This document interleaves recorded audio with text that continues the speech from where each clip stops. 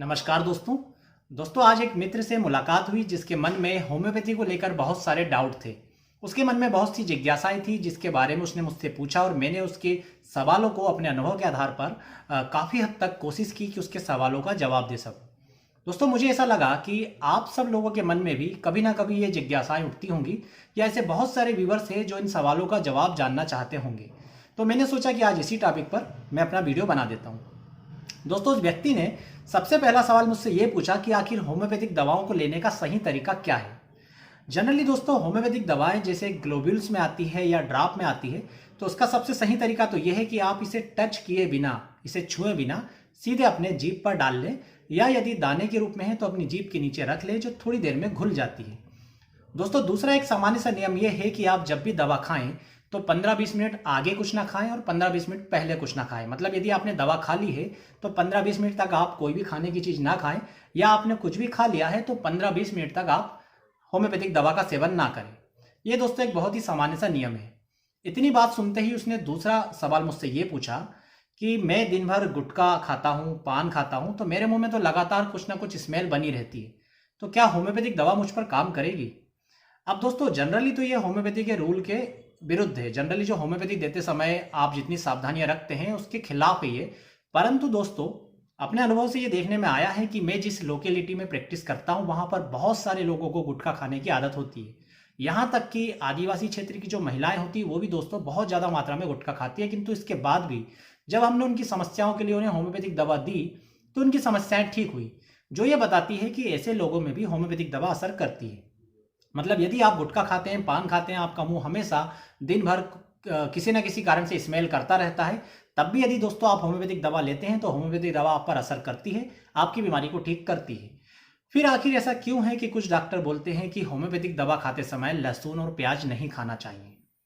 Generally दोस्तों, homeopathic देते समय ये सावधानी रखते हैं कि आपके मुंह से स्मेल ना आए। स्मेल होम्योपैथिक दवा के प्रभाव को कम करती है, परंतु होम्योपैथिक दवा के प्रभाव को पूरी तरह से खत्म नहीं करती। मतलब यदि आप ऐसी चीज़ों से दूर रहते हैं तो होम्योपैथिक दवा का और भी ज़्यादा अच्छा प्रभाव आप पर देखने को मिल सकता है। परंतु यदि आप लहसुन प्याज खाते हैं या आप गुटखा पान खाते हैं, इसके बाद भी होम्योपैथिक दवा लेते हैं, तब भी होम्योपैथिक दवा आप पर असर जरूर करेगी। हो सकता है उसके असर का जो रिजल्ट का परसेंटेज हो वो थोड़ा सा कम हो जाए, परंतु दोस्तों असर जरूर करती है। इवन हमने यहाँ तक देखा है कि कुछ लोग तो ऐसे भी थे जिनके मुंह से पान खत्म ही नहीं होता था। मुंह में पान होने के बावजूद उन्हें होम्योपैथिक दवा दी गई, इसके बाद भी उनमें होम्योपैथिक दवा का असर देखने को मिला। तो दोस्तों, जनरली जैसा कि मैंने आपको बताया, कोशिश कीजिए कि 15-20 मिनट तक आप कुछ ना खाएं फिर होम्योपैथिक दवा लें। परंतु यदि आप लगातार होम्योपैथिक दवा ले रहे हैं, किसी टाइम भूल गए और आपके मुंह में कुछ है, आपके पास समय नहीं है लगातार 15-20 मिनट का गैप रखने का, तो आप तुरंत भी लेंगे तो दोस्तों ये बेहतर है इससे कि आप वो डोज को स्किप कर दें। जैसे कई लोग सोचते हैं कि अभी हम नहीं ले पा रहे हैं तो अब ये डोज ही ना लें, इसकी वजह दोस्तों आप वो डोज जरूर लें। मुंह साफ ना हो रहा हो तब भी आप उस डोज को जरूर लें, कोशिश करें मुंह साफ करके लेने की। परंतु यदि नहीं हो रहा मुंह साफ तो आप वैसे भी ले सकते हैं।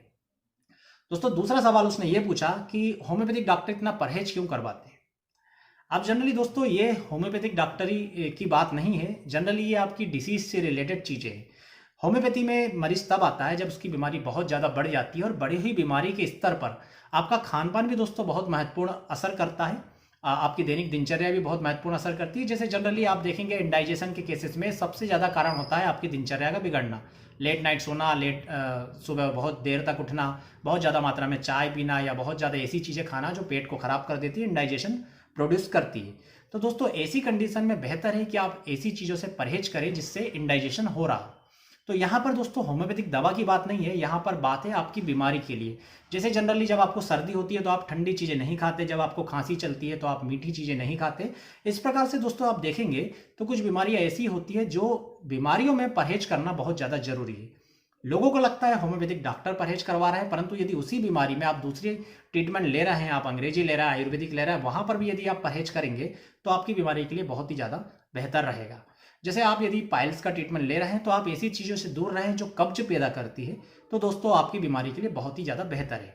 होम्योपैथिक डॉक्टर चूंकि लंबी बीमारियों का इलाज करता है जो क्रोनिक हो गई हो, बहुत पुरानी हो गई हो, इसलिए वो दोस्तों आपको दवाओं के साथ साथ खान पीन का परहेज भी बताता है, जिससे आपकी बीमारी जल्दी और दोस्तों तीव्रता से ठीक की जा सके।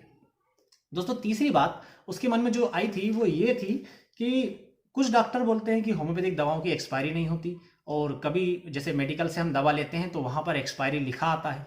तो आखिर सच्चाई है क्या? जनरली दोस्तों होम्योपैथी में कुछ अलग अलग प्रकार की दवाएं होती है। जैसे होता है एक डाइल्यूशन, जिसमें पोटेंसी होती है 30, 200, 1 ml, 10 ml, इस प्रकार की। एक होता है दोस्तों मदर टिंचर।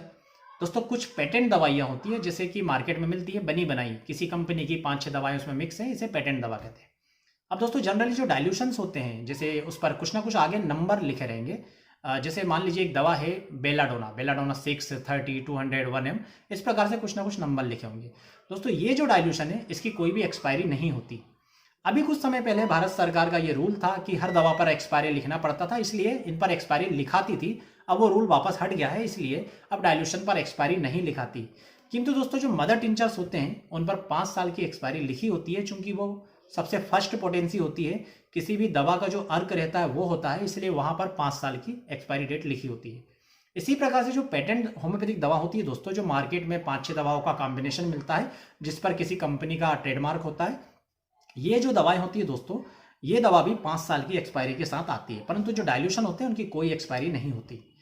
इसके अलावा दोस्तों एक और बात लोगों के मन में आती है कि होम्योपैथिक डॉक्टर प्रिस्क्रिप्शन क्यों नहीं देते, जो दवा का पर्चा होता है वो अपने पास क्यों रखते हैं। यहाँ पर भी दोस्तों वही कारण है। जनरली क्या होता है कि होम्योपैथी में इलाज लंबा चलता है।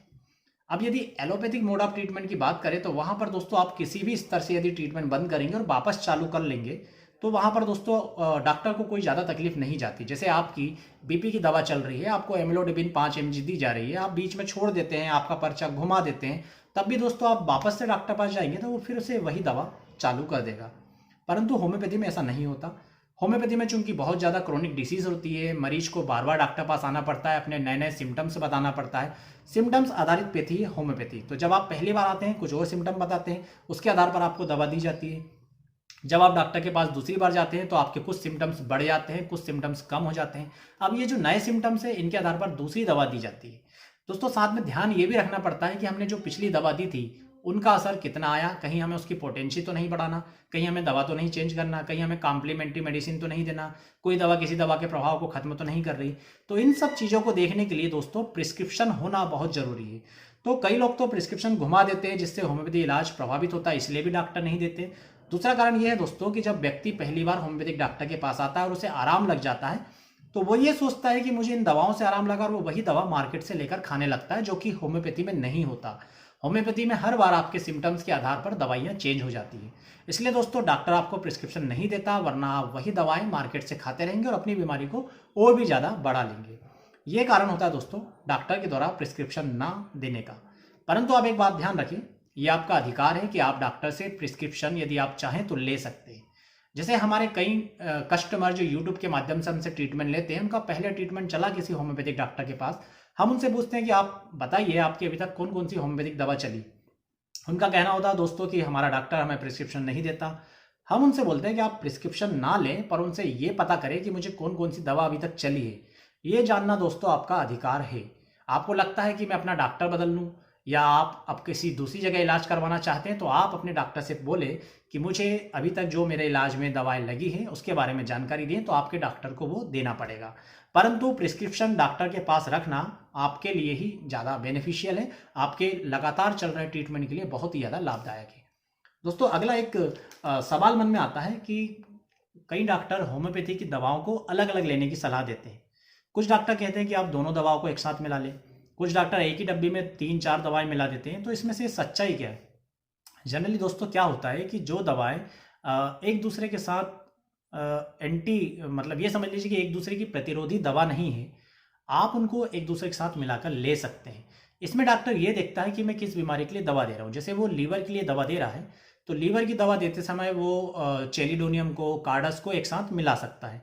या दोस्तों यदि वो पथरी के लिए दे रहा है तो बर्बेरिस वल्गेरिस दे सकता है। उसके साथ बाथरूम की जो दूसरी दवाएं हैं, सरसापरेल्ला का मदर टिंचर, परेरा ब्रावा का मदर टिंचर, हाइड्रेंजिया का मदर टिंचर, इनको मिला सकता है।